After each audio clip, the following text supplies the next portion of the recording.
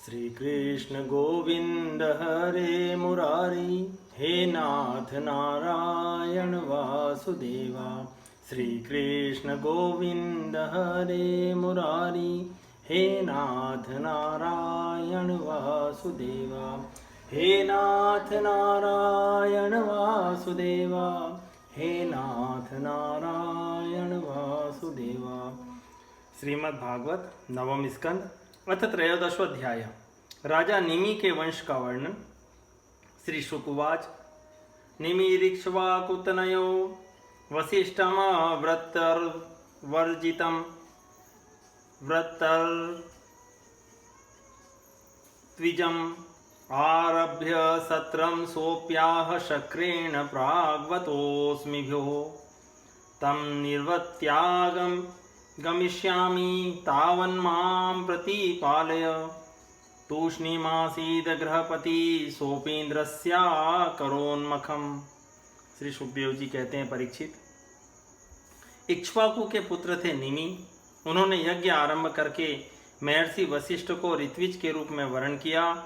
वशिष्ठ जी ने कहा, राजन, इंद्र अपने यज्ञ के लिए मुझे पहले ही वरण कर चुके हैं। उनका यज्ञ पूरा करके मैं तुम्हारे पास आऊँगा, तब तक तुम मेरी प्रतीक्षा करना। यह बात सुनकर राजा निमि चुप हो रहे और वशिष्ठ जी इंद्र का यज्ञ कराने चले गए। निमिश्चलमिदं विद्वान् सत्रमारभतात्मवान् ऋत्विग्भिर्परेस्तावन्नागमदयावता गुरु। शिष्यव्रती क्रमं वीक्ष्य निर्वर्यत्य गुरुरागतः अशपथ पतताददेहो निमे पंडितमानिनः। निमि प्रतिददो शापं गुरुवे धर्मवर्तिने तवापि पतताददेहो लोभाद धर्म जानतः। इत्युत्सर्जं स्वं देहं निमिरध्यात्मकोविदः मित्रा वरुणयोर्जज्ञे उर्वश्यां प्रपितामह। गन्धवस्तुषु तद्देहं निधाय मुनि सप्तमः समाप्ते सत्रयागेथ देवानुचु समागतान्। राज्ञो जीवतु देहोऽयं प्रसन्ना प्रभवो यदि तथेत्युक्ते निमि प्राह मा भून्मे देहबन्धनं। यस्य योगं न वाञ्छन्ति वियोग भयकातरः भजन्ति चरणां भोजं मुनयो हरिमेधसः। देहं नावरुत्सेहं दुःखशोकभयावहं सर्वात्रास्य यतोर्मृत्युर्मर्त्स्यानामुदके यथा।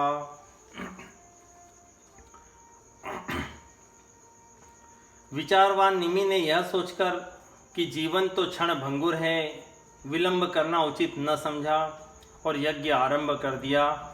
जब तक गुरु वशिष्ठ जी न लौटे तब तक के लिए उन्होंने दूसरे ऋत्विजों को वरण कर लिया। गुरु वशिष्ठ जी जब इंद्र का यज्ञ संपन्न करके लौटे तो उन्होंने देखा कि उनके शिष्य निमि ने तो उनकी बात न मानकर यज्ञ आरंभ कर दिया है। उस समय उन्होंने श्राप दिया कि निमि को अपनी विचारशीलता और पांडित्य का बड़ा घमंड है, इसलिए इसका शरीर पात हो जाए।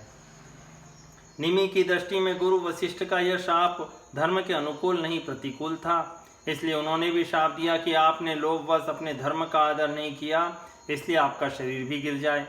यह कहकर आत्मविद्या में निपुण निमि ने अपने शरीर का त्याग कर दिया।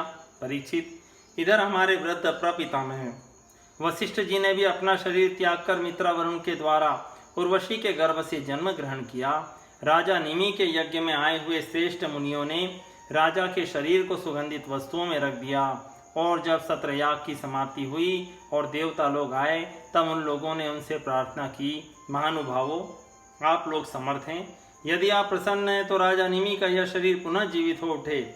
देवताओं ने कहा, ऐसा ही हो। उस समय निमि ने कहा, मुझे देह का बंधन नहीं चाहिए।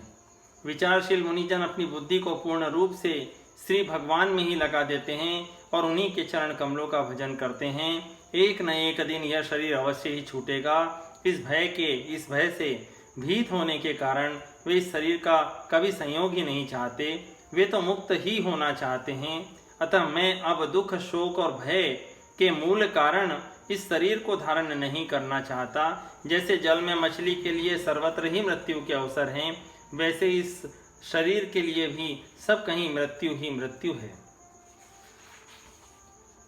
देवावचु विदेह उष्यतां कामम लोचनेषु शरीरिणाम् उन्मेषण निमेषाभ्याम लक्षितोऽध्यात्म संस्थितः अराजक भयं नृणां मन्यमाना महर्षयः देहं ममन्थुः स्म निमे कुमार समजायत जन्मना जनकः सोऽभूद वैदेहस्तु विदेहजः मिथिलो मथनाज्जातो मिथिलायेन निर्मिता तस्मादुदावसुस्तस्य पुत्रो भून्नन्दिवर्धनः ततः सुकेतुस्तस्यापि देवरातो महीपते तस्माद् बृहद्रथस्तस्य महावीर्य सुधृत्पिता सुधृतेर्धृष्टकेतुर्वै हर्यश्वोऽथ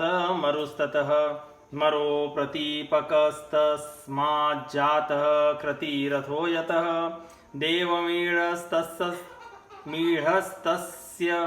सुतो विश्रुतोऽथ महाधृति कृतिरातस्ततस्तस्मान् महारोमाथ तत्सुतः स्वर्णरोमा सुतस्तस्य ह्रस्वरोमा व्यजायत ततः क्षीरध्वजो यज्ञे यज्ञार्थं कर्षतो महीं सीता क्षीरा ग्रतो जाता तस्माद् क्षीरध्वज स्मृतः कुशध्वज जतस्तस्य पुत्रस्ततो धर्मध्वजो नृपः धर्मध्वजस्य द्वौ पुत्रौ कृतध्वज मितध्वजौ कृतध्वजात् केशिध्वज खाण्डिक्यस्तु मितध्वजात् कृतध्वज सुतो राजन्नात्मविद्या विशारदः खाण्डिक्य कर्मतत्त्वज्ञो भीतकेषु ध्वजादद्रुतः भानुमास्तस्य पुत्रो भूच्छत धूम्नस्तु तत्सुतः। देवताओं ने कहा, मुनियों, राजा निमि बिना शरीर के ही प्राणियों के नेत्रों में अपनी इच्छा के अनुसार निवास करें। वे वहां रहकर सूक्ष्म शरीर से भगवान का चिंतन करते रहें। पलक उठने और गिरने से उनके अस्तित्व का पता चलता रहेगा। इसके बाद महर्षियों ने यह सोचकर कि राजा के न रहने पर लोगों में अराजकता फैल जाएगी, निमि के शरीर का मंथन किया। उस मंथन से एक कुमार उत्पन्न हुआ। जन्म लेने के कारण उसका नाम हुआ जनक। विदेह से उत्पन्न होने के कारण वैदेह और मंथन से उत्पन्न होने के कारण उस बालक का नाम मिथिल हुआ। उसी ने मिथिलापुरी बसाई। परीक्षित, जनक का उदावसु, उसका नंदीवर्धन, नंदीवर्धन का सुकेतु, उसका देवरात, देवरात का बृहद्रथ, बृहद्रथ का महावीर्य, महावीर्य का सुधृति, सुधृति का धृष्टकेतु, धृष्टकेतु का हर्यश्व और उसका मरु नामक पुत्र हुआ। मरु से प्रतीपक, प्रतीपक से कृतिरथ, कृतिरथ से देवमीड़, देवमीड़ से विश्रुत और विश्रुत से महाधृतिका का जन्म हुआ। महाधृतिका कृतिरात, कृतिरात का महारोमा, महारोमा का स्वर्णरोमा और स्वर्णरोमा का पुत्र हुआ ह्रस्वरोमा। इसी ह्रस्वरोमा का पुत्र महाराज शीरध्वज थे। वे जब यज्ञ के लिए धरती जोत रहे थे तब उनके शीर हल के अग्रभाग फाल से सीता जी की उत्पत्ति हुई। इसी से उनका नाम शीरध्वज पड़ा। शीरध्वज के कुशध्वज, कुशध्वज के धर्मध्वज और धर्मध्वज के दो पुत्र हुए, कृतध्वज और मितध्वज। कृतध्वज के केशीध्वज और मितध्वज के खांडिक्य हुए। परीक्षित, केशीध्वज आत्मविद्या में बड़ा प्रवीण था। खांडिक्य था कर्मकांड का मर्मज्ञ। वह केशीध्वज से भयभीत होकर भाग गया। केशीध्वज का पुत्र भानुमान और भानुमान का पुत्र शतधुम्न था।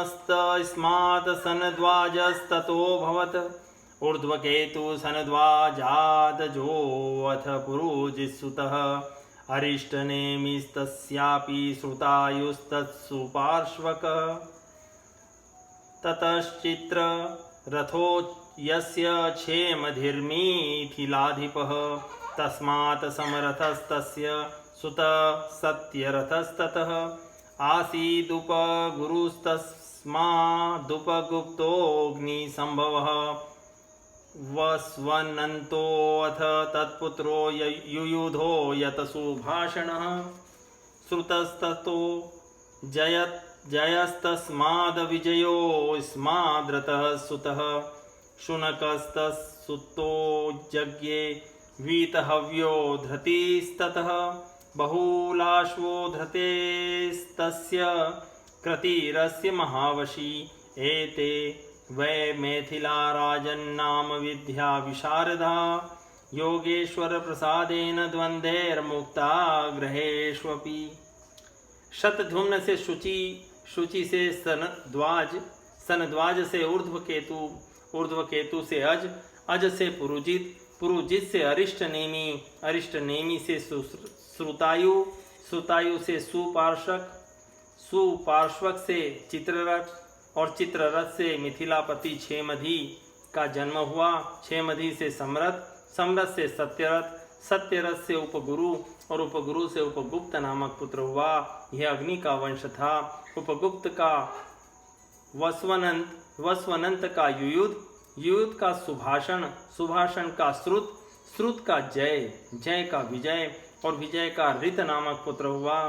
ऋत का शुनक का वीतहव्य का धृति का बहुलाश्व का कृति और कृति का पुत्र हुआ महावशी। परीक्षित, ये मिथिल के वंश में उत्पन्न सभी नरपति मैथिल कहलाते हैं। ये सब के सब आत्मज्ञान से संपन्न एवं गृहस्थाश्रम में रहते हुए भी सुख दुख आदि द्वंद्वों से मुक्त थे। क्यों न हो, याज्ञवल्क्य आदि बड़े बड़े योगेश्वरों की इन पर महान कृपा जो थी। इति श्रीमद्भागवते महापुराणे पारमहंस्यां संहितायां नवमे स्कन्धे निमिवंशानुवर्णनं नाम त्रयोदशोऽध्याय सम्पूर्णम्। श्रीकृष्ण गोविंद हरे मुरारी हे नाथ नारायण वासुदेवा। श्रीकृष्ण गोविंद हरे मुरारी हे नाथ नारायण वासुदेवा। हे नाथ नारायण वासुदेवा। हे नाथ नारायण वासुदेवा। ओ